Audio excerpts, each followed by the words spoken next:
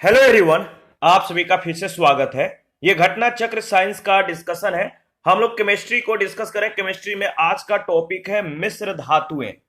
सबसे पहले इसके बारे में डिस्कस करेंगे, इसके बाद इस पर आधारित अब तक जितने भी प्रश्न पूछे गए उन सभी प्रश्नों को एनालिसिस करेंगे। डिस्कशन को स्टार्ट करने से पहले मैं बता दूं कि इसका पीडीएफ अवेलेबल है। अगर आपको पीडीएफ चाहिए तो Telegram channel, Telegram quiz group या चैनल के कम्युनिटी बॉक्स में जाइए, वहां पर इसके रिगार्डिंग में इंफॉर्मेशन को अपडेट कर दिया गया है। तो चलिए स्टार्ट करते हैं। सबसे पहले मिश्र धातु के बारे में डिस्कस कर लेते हैं।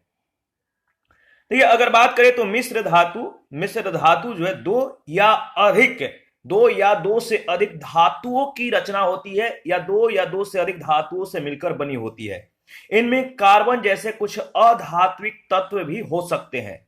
मिश्र धातुएं उन धातुओं के गुणों का भी प्रदर्शन करती है जिनसे मिलकर ये बनी होती हैं।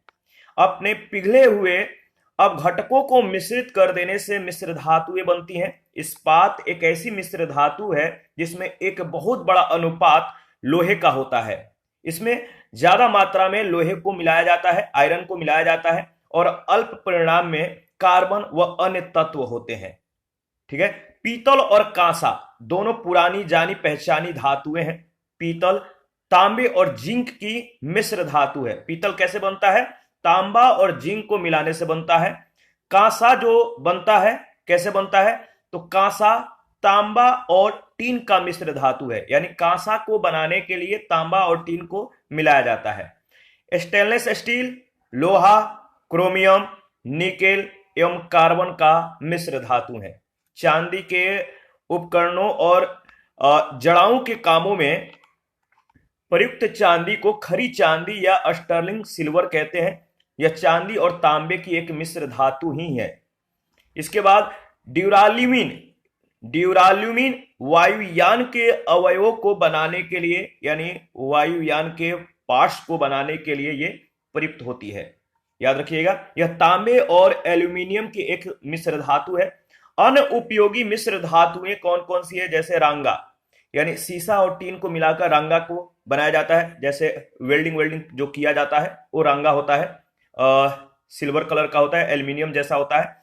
एल निको, ये लोहा, एल्यूमिनियम, निकेल और कोबाल्ट से मिलकर बना होता है। नाइक्रोम, निकेल, लोहा, क्रोमियम और मैग्नीज को मिलाकर बनाया जाता है। इसको याद रखिएगा क्योंकि यहां से कई बार प्रश्न पूछे गए हैं या पूछे जा सकते हैं। जैसे रांगा का जो मिश्र धातु है, यानी रांगा को कैसे बनाया जाता है, किन किन मिश्र धातुओं को मिलाकर बनाया जाता है। एल्निको को किन किन धातुओं को मिलाकर बनाया जाता है। नाइक्रोम को किन किन धातुओं को मिलाकर बनाया जाता है। तो इस तरह से प्रश्न पूछे जाते हैं। तांबा और जो कांसा है इसके बारे में भी पूछा गया है। धातुएं अगर बात करें तो अपुनर्व्य संसाधन है। स्वर्ण आभूषण प्राय 22 कैरेट के होते हैं। जो शुद्ध सोना होता है वो याद रखिए कितने कैरेट का होता है, कमेंट करके बताइएगा। स्वर्ण आभूषण प्राय 22 कैरेट के होते हैं। इसका अभिप्राय यह है कि इसमें 22 भाग शुद्ध सोना और 2 भाग तांबा और चांदी होते हैं। एकदम शुद्ध सोना 24 कैरेट का होता है। जो शुद्ध प्योर जो गोल्ड होता है वो कितने कैरेट का होता है? याद रखिएगा 24 कैरेट का होता है। इसके बाद यहाँ पे जो है मिश्र धातु अत्यंत उपयोगी होती हैं। कुछ प्रमुख मिश्र धातु, उनके अवयव तथा उपयोग जो है दिया गया है बॉक्स बनाकर, तो इसको एक बार आप देख लीजिएगा, बहुत ही इंपॉर्टेंट है। ये अगर बात करें तो पीतल कैसे बनाया जाता है? तो तांबा और जिंक को मिलाकर और बर्तन तथा सजावटी सामान बनाने में पीतल का उपयोग किया जाता है। वहीं स्टील को बनाने के लिए लोहा और कार्बन को मिलाया जाता है। और इसका उपयोग क्या है? तो परिवहन के साधनों में, भवन, कई अन्य वस्तुओं के निर्माण में स्टील का जो है प्रयोग किया जाता है। स्टेनलेस स्टील कैसे बनाया जाता है? तो लोहा, निकेल, क्रोमियम, कार्बन आदि को मिलाकर बनाया जाता है। और इसका उपयोग कहाँ कहाँ होता है? तो खेल के सामान में, बर्तन और दैनिक उपयोग के चीजों को बनाने में स्टेनलेस स्टील का प्रयोग किया जाता है। टांका यानी सोल्डर जो होता है सीसा और टीन को मिलाकर बनाया जाता है। और इसका उपयोग क्या है? तो जोड़ों में, यानी टूटे हुए चीजों को, दो धातुओं को जोड़ने के लिए जो है टांका लगाया जाता है। तो जोड़ों में टांका लगाने में इसका प्रयोग होता है।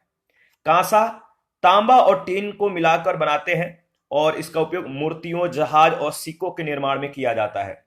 ड्यूराल्यूमिन एल्यूमिनियम, तांबा, मैग्नीशियम और मैग्नीज को मिलाकर बनाया जाता है। इसका उपयोग क्या है? तो वायुयान तथा रसोई के सामान बनाने में।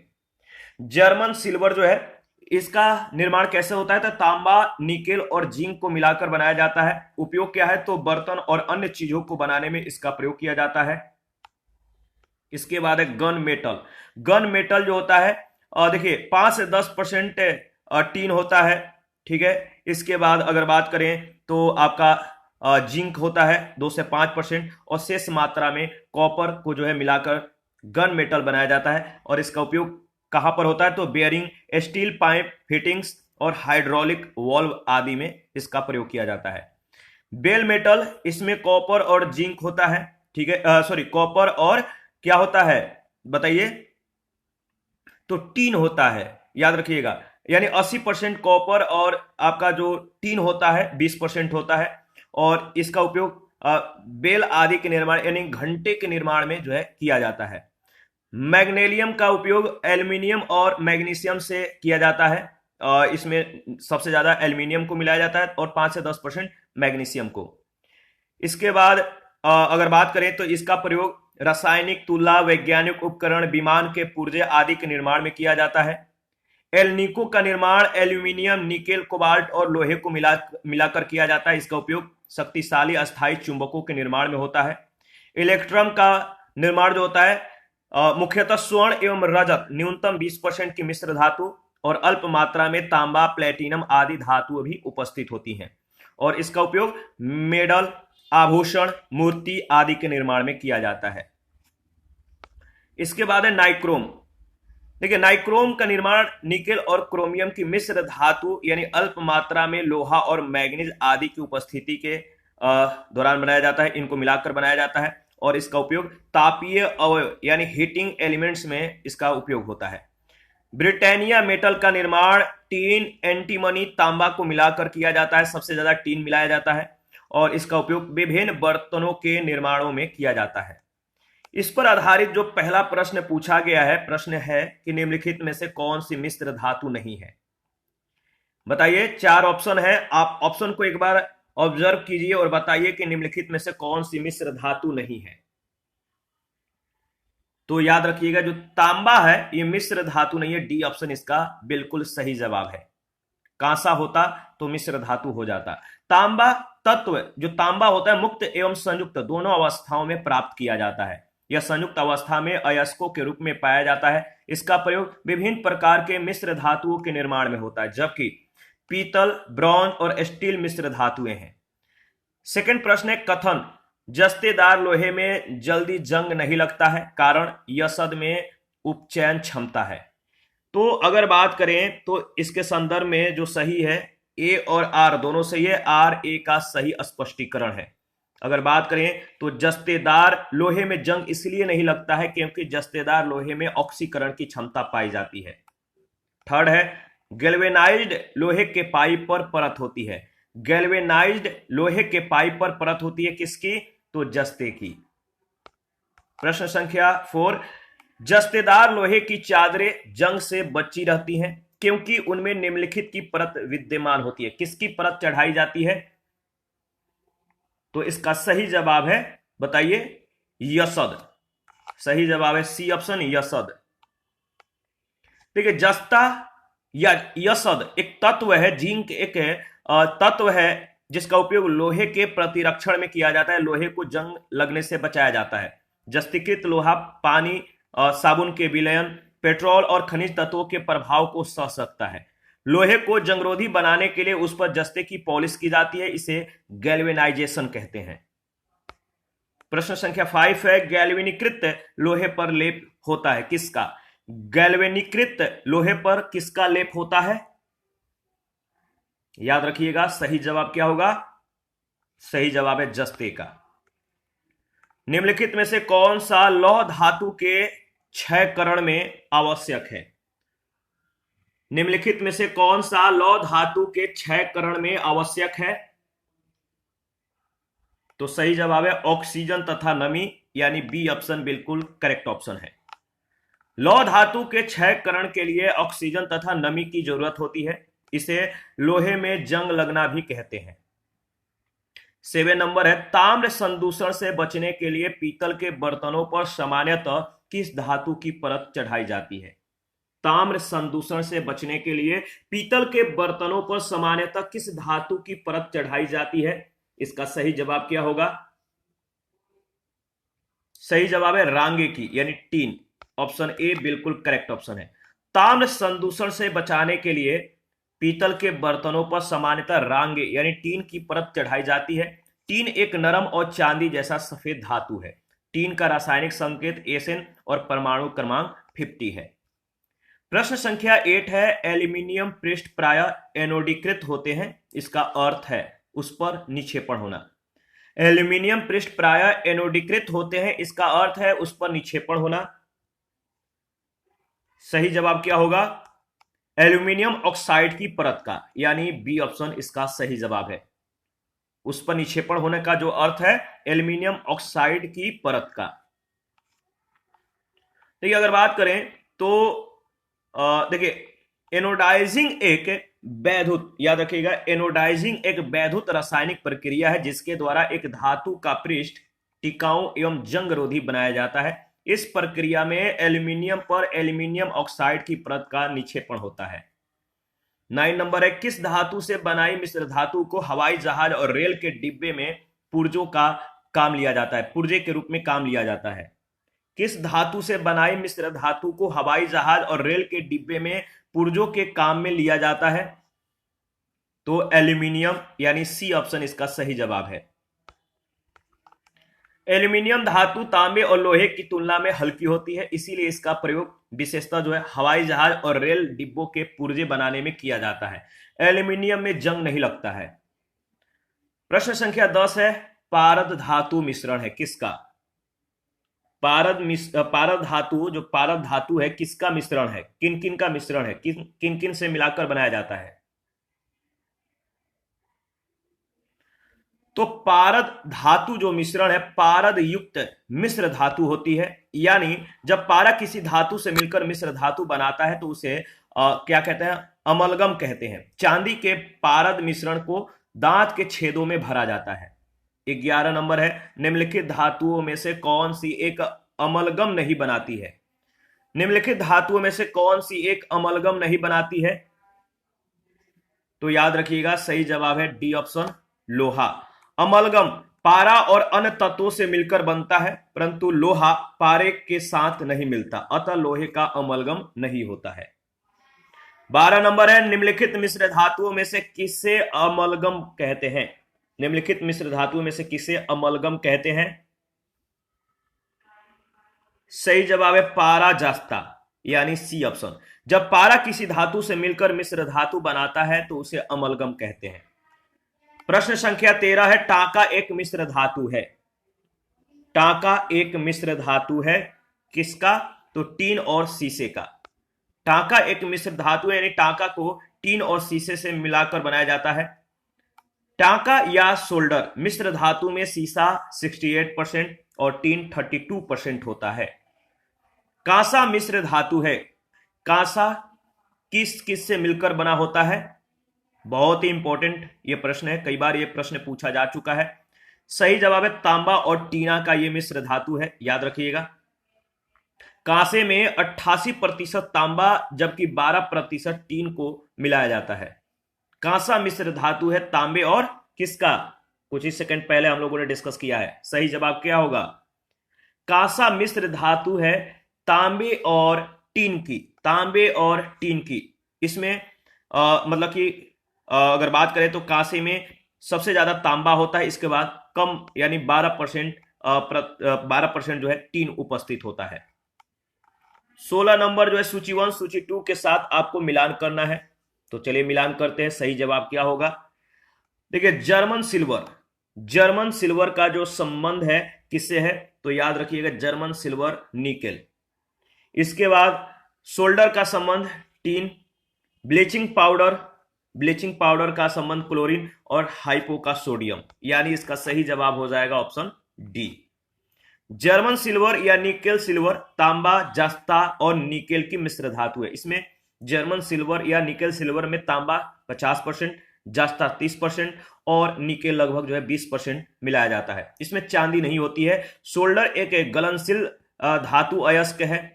टीन तथा सीसा के सोल्डर नरम सोल्डर कहलाते हैं। ब्लीचिंग पाउडर का रासायनिक नाम कैल्शियम हाइपोक्लोराइट है और सोडियम थायोसल्फेट या हाइपो सफेद क्रिस्टलीय गंधहीन ठोस होता है।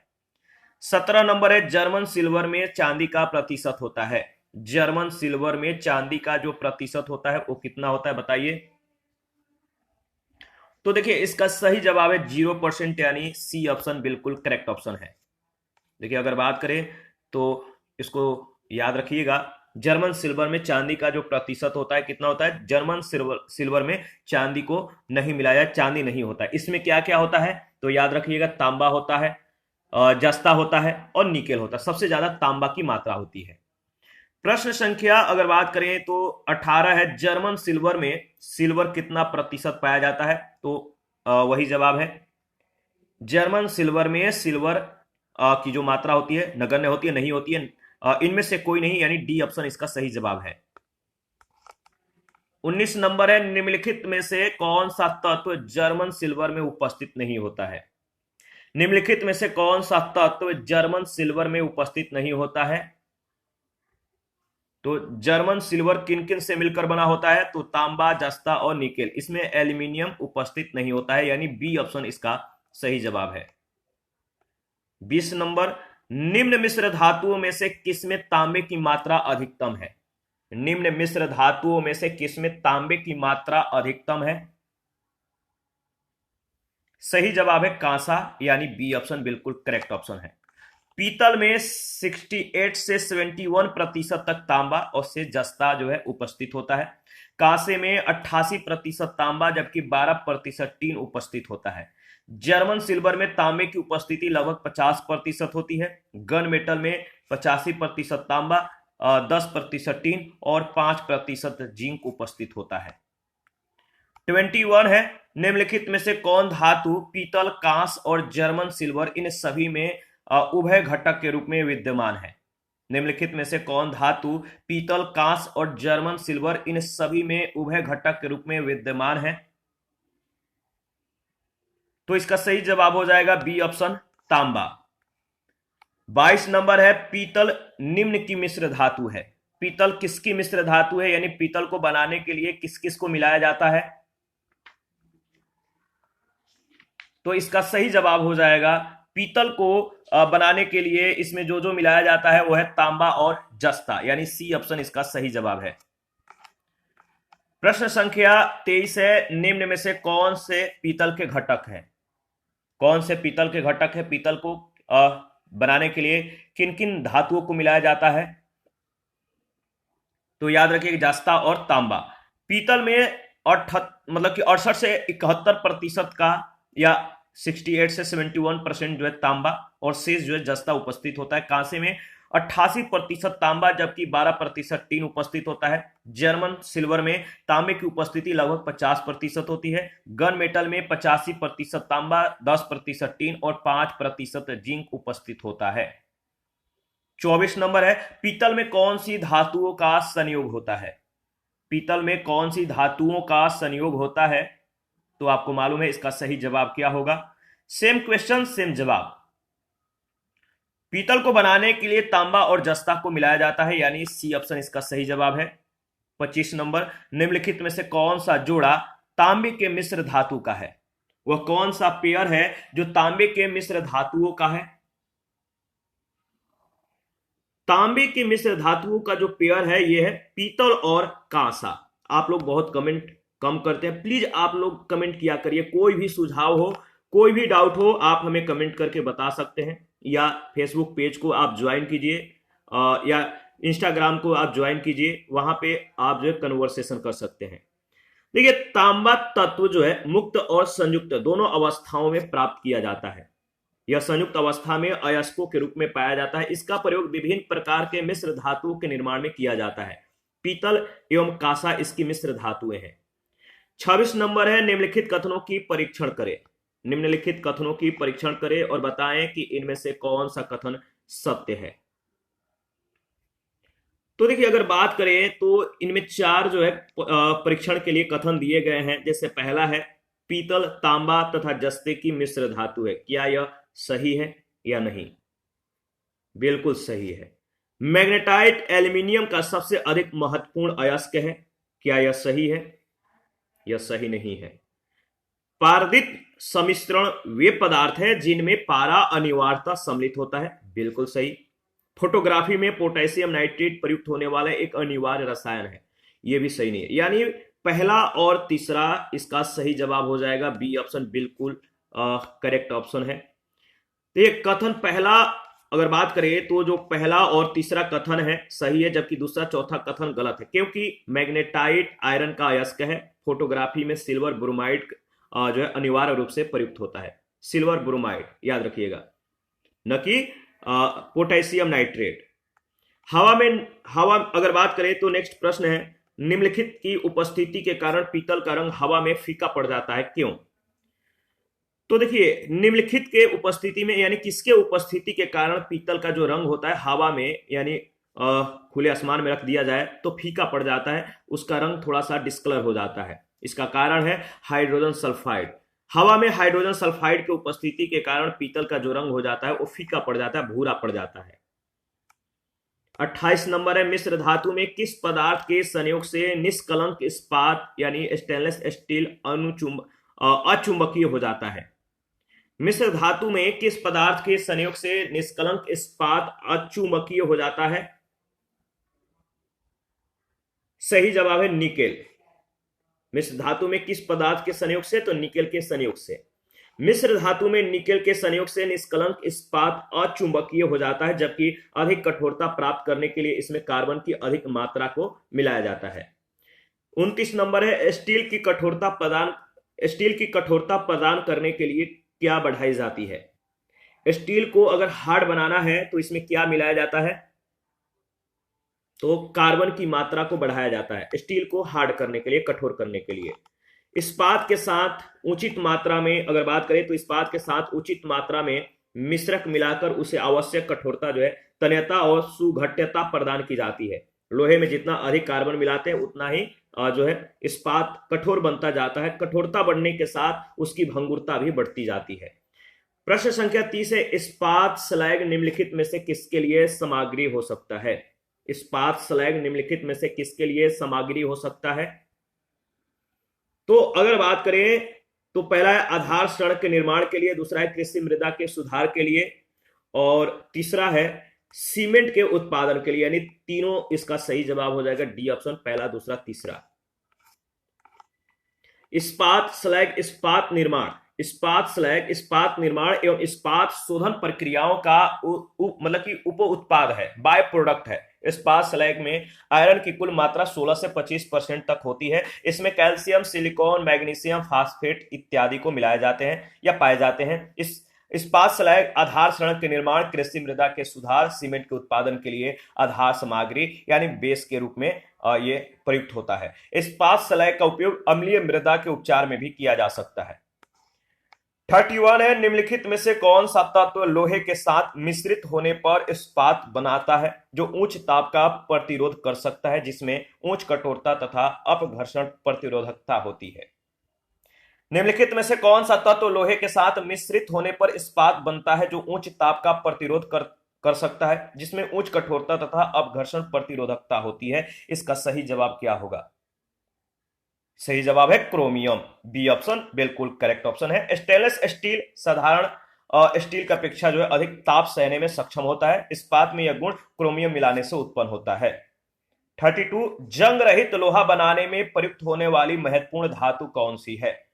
जंग रहित यानी वह लोहा जिसमें जंग न लगे, इस तरह से बनाने के लिए कौन सी महत्वपूर्ण धातु है? तो इसका सही जवाब है क्रोमियम। जंग रहित लोहा बनाने के लिए क्रोमियम को लोहे में मिश्रित किया जाता है, जिससे एक मिश्र धातु स्टेनलेस स्टील बनती है जो जंग रहित होती है। 33 है स्टील से स्टेनलेस स्टील प्राप्त करने के लिए उसमें कुछ तत्वों को मिलाकर उसे और अधिक संशोधित किया जाता है। निम्न में से कौन सा जो है उस कार्य के लिए प्रयुक्त नहीं किया जाता? तो सही जवाब क्या हो जाएगा? इसका सही जवाब हो जाएगा option B silicon. Stainless steel एक मिश्र धातु है जिसके संगठक तत्व जो है इस प्रकार है। Iron 89.4%, chromium 10%, manganese 0.35%, carbon 0.25%। इसमें सिलिकॉन नहीं मिलाया जाता है, जबकि अल्प मात्रा में निकेल यानी 0.8% मिलाया जाता है। 34 है, धब्बा रहित लोहा बनाने में लोहे के साथ प्रयुक्त होने वाली महत्वपूर्ण धातु कौन सी है? धब्बा रहित लोहा बनाने में लोहे के साथ प्रयुक्त होने वाली जो महत्वपूर्ण धातु है कौन सी है? तो इसका सही जवाब है क्रोमियम, यानी बी ऑप्शन बिल्कुल करेक्ट ऑप्शन है। 35 नंबर है, पूछा गया कि स्टेनलेस स्टील एक मिश्र धातु है जिसमें लोहे के साथ क्या मिलाया जाता है, या इनमें से किसको मिलाते हैं? स्टेनलेस स्टील एक मिश्र धातु है जिसमें लोहे के साथ निम्नलिखित को मिलाते हैं। क्या मिलाते हैं? तो आपको मालूम है, इसका सही जवाब है क्रोमियम को मिलाते हैं। स्टेनलेस स्टील मिश्र धातु है। स्टेनलेस स्टील बनाने के लिए किस किस को मिलाया जाता है? पहले ही मैंने बताया था कि रट जाइएगा कौन से मतलब कि धातुएं किन मिश्र धातुओं से मिलकर बनते हैं, आपको याद रखना है। जैसे तांबा है, कांसा है, क्रोमियम, ये स्टेनलेस स्टील है, इसके बाद आपका ड्यूराल्यूमिन है। तो बहुत सारे जो मतलब कि जो धातु हैं जो अन्य मिश्र धातुओं से मिलकर एक अन्य धातु का निर्माण करते हैं, तो याद रखना है। स्टेनलेस स्टील जिससे मिलकर बनता है लोहा, क्रोमियम, मैग्नीज और कार्बन, यानी सी ऑप्शन। 37 नंबर है, स्टेनलेस स्टील बनाने के लिए लोहे में क्या मिलाया जाता है? तो आपको मालूम है, स्टेनलेस स्टील को बनाने के लिए लोहे में क्रोमियम और निकेल को मिलाया जाता है। स्टेनलेस स्टील एक मिश्र धातु है।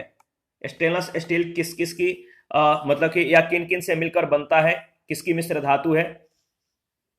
तो याद रखिएगा, सही जवाब है स्टेनलेस स्टील जो है किससे मिलकर बनता है? तो लोहा, क्रोमियम, मैग्नीज और कार्बन। लोहा, क्रोमियम, मैग्नीज और कार्बन, यानी इसमें जो सही जवाब हो जाएगा ऑप्शन ई। कारण बता दीजिएगा कमेंट में। स्टील में कितना कार्बन होता है? स्टील में कार्बन की मात्रा कितना होता है, कितना परसेंट होता है? स्टील में कार्बन की मात्रा 0.1 से 2% के बीच होता है, यानी ऑप्शन ए इसका सही जवाब है। इसमें आयरन की प्रतिशत अधिक होती है। इसके बाद प्रश्न संख्या 40, जंग लगने पर लोहे का भार में क्या परिवर्तन होता है? जंग अगर लगता है तो लोहे का भार क्या होता है? जाहिर सी बात है, अगर जंग लगेगा तो लोहे का वजन बढ़ता है। जंग लगने पर लोहे का भार बढ़ जाता है, क्योंकि लोहे में जंग उस समय लगता है जब आर्द्रता की उपस्थिति में लोहा ऑक्सीजन से रासायनिक अभिक्रिया करके लौह ऑक्साइड में परिवर्तित हो जाता है। इस अभिक्रिया के दौरान लोहे के साथ ऑक्सीजन की मात्रा भी जुड़ जाती है, लोहे का भार बढ़ जाता है। इस दौरान लोहे का भार उतना ही बढ़ता है जितना कि ऑक्सीजन वह ग्रहण करता है। 41 है, जंग लगे लोहे की वजन जो जंग लगे लोहे का वजन है, इसमें निम्न में से कौन सा परिवर्तन होता है? तो जंग लगे लोहे के वजन में कौन सा परिवर्तन होता है, आप बताइए। लंबे समय तक, यानी जंग लगे लोहे के वजन जो होता है, इसमें जो परिवर्तन होता है यह लंबे समय तक बढ़ता है, यानी ऑप्शन ए इसका सही जवाब है। देखिए 42 नंबर है, कथन ए कह रहा है कि साधारणतः यह देखा गया है कि लोहे की वस्तुएं जब वायुमंडल में अनाश्रित होती हैं तब वे भूरे पाउडर की परत से आच्छादित हो जाती है, जिसको जंग कहते हैं। कारण आर, जंग यानी भूरा पाउडरी पदार्थ टैनिन के जमा होने से बनता है। तो इसका सही जवाब क्या होगा? अगर बात करें तो देखिए इसमें जो सही जवाब हो जाएगा, ए सही है लेकिन आर जो है गलत है, यानी सी ऑप्शन बिल्कुल करेक्ट ऑप्शन है। कथन ए सही है, कारण आर गलत है, क्योंकि रेनिन एवं टैनिन पौधों के द्वारा स्रावित होने वाले पदार्थ हैं, जिनमें भूरे रंग का टैनिन चर्म शोधन में प्रयुक्त रोगन की प्रक्रियाओं में उपयोग होती है। टैनिन का जंग लगने की जो प्रक्रिया है इससे कोई संबंध नहीं है। इसी के साथ आज का जो सेशन है समाप्त करते हैं। नेक्स्ट सेशन में हम लोग अधातुएं में पहला जो है कार्बन और उसके भिन्न रूप के बारे में हम लोग डिस्कस करेंगे। तो आप अपना प्रतिक्रिया देते रहिए, आपके प्रतिक्रियाओं का हमें बेसब्री से इंतजार रहता है। जिन लोगों ने Telegram channel, Telegram quiz group, Facebook page, Instagram को ज्वाइन नहीं किया, वीडियो के डिस्क्रिप्शन बॉक्स में उसका लिंक है, आप ज्वाइन कर सकते हैं। और मैं बता दूं कि इसका पीडीएफ भी अवेलेबल है, आप पीडीएफ ले सकते हैं। और किसी भी पॉइंट या किसी भी टॉपिक, किसी भी क्वेश्चन में कोई भी डाउट हो, आप हमारे साथ कन्वर्सेशन कर सकते हैं। इसके लिए आप फेसबुक पेज को ज्वाइन कर लीजिए या इंस्टाग्राम को आप फॉलो कीजिए। वहां पे आप जो है मैसेज के थ्रू या वीडियो के कमेंट बॉक्स में जाकर भी आप हमारे साथ कन्वर्सेशन कर सकते हैं। तो तो थैंक यू, मिलते हैं नेक्स्ट सेशन में।